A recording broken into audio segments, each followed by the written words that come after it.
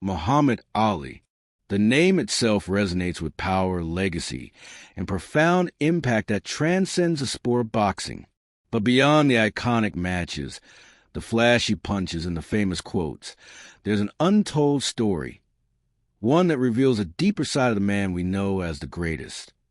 Today, we dive into the untold story of Muhammad Ali, a man whose life wasn't just defined by his success in the ring, but by his courage, his convictions, and his relentless pursuit of justice.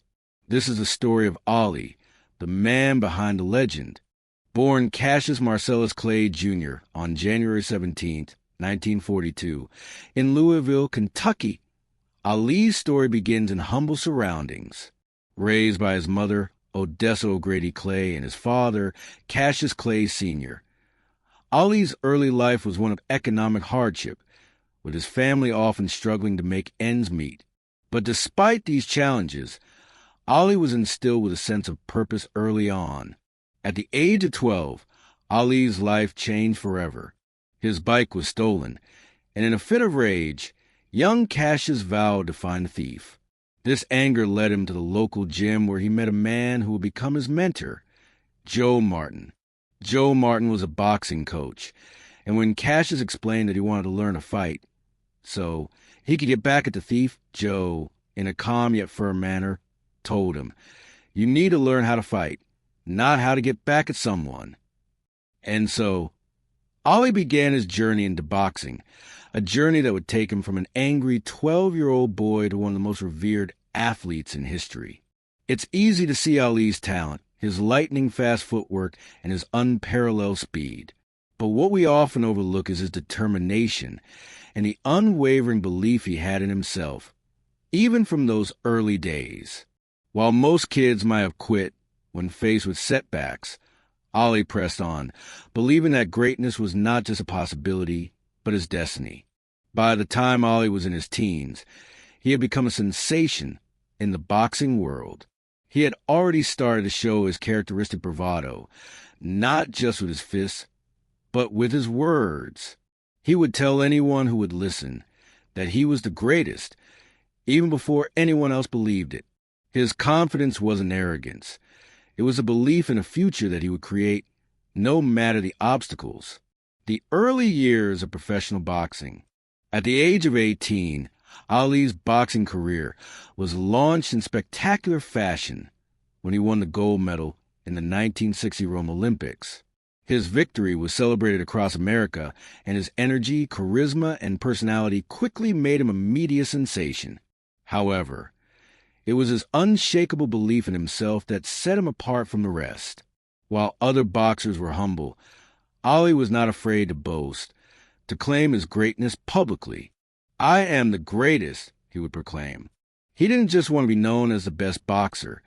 He wanted to change the entire way people thought about him and his sport. Ali's flair for self-promotion wasn't just a marketing tool. It was a means of asserting his own identity in a world that often sought to suppress it. Ali's defiance, his loud confidence, and his ability to entertain people outside the ring made him a star. But behind all of it, there was a deeper mission. Ali was fighting for the recognition of Black Americans, for equality, and for his place in history. In 1964, at the age of 22, Ali became the world heavyweight champion after defeating Sonny Liston. This moment would define Ali's career, marking him as not just a talented boxer, but a man of principle. But the world would soon discover that Ali's victory was not just about the title. It was about identity, strength, and defiance. In the midst of his rising fame, Ali began making decisions that would forever change the course of his life. In 1964, shortly after becoming champion, Ali announced that he had converted to Islam and had joined the Nation of Islam. He changed his name to Muhammad Ali, rejecting the name Cassius Clay, which he considered a slave name.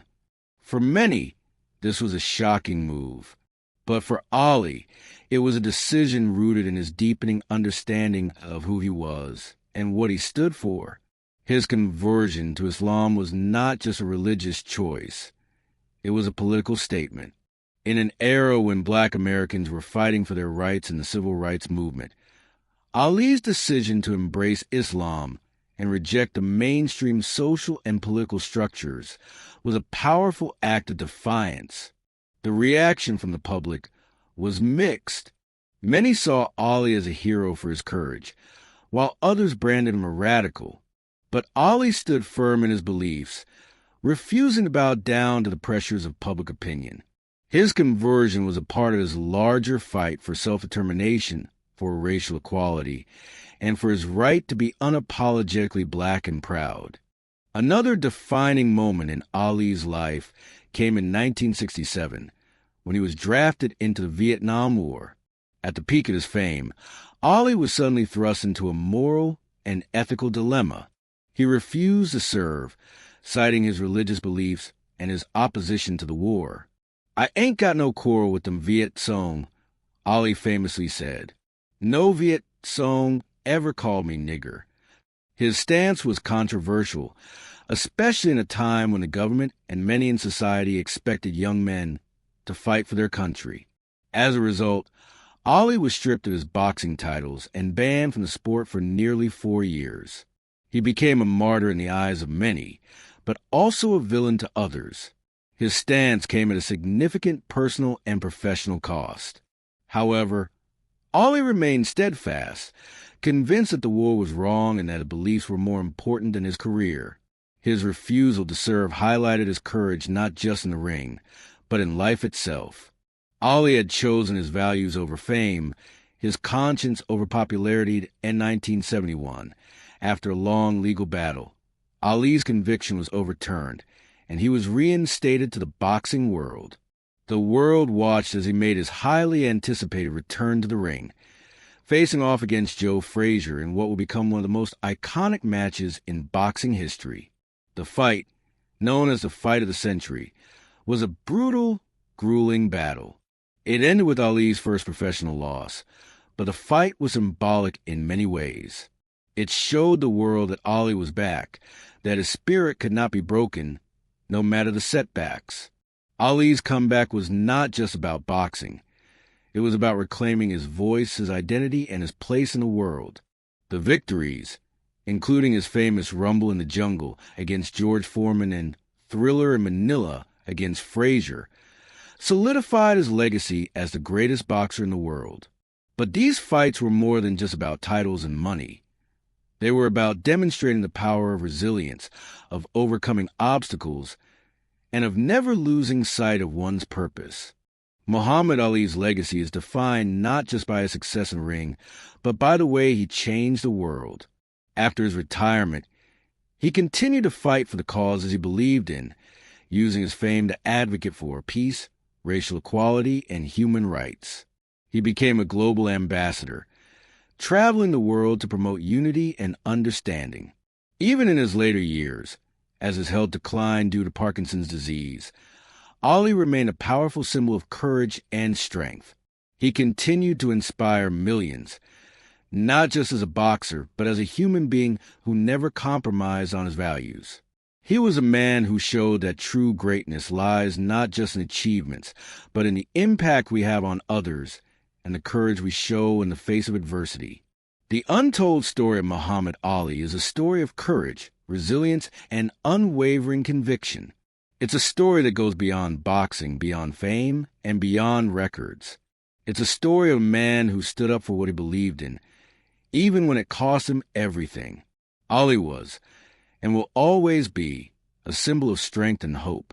He proved that being the greatest isn't just about what you accomplish. It's about who you become in the process. Thank you for watching. If you found the story of Muhammad Ali inspiring, don't forget to like and subscribe for more motivational content that will help you unlock your true potential.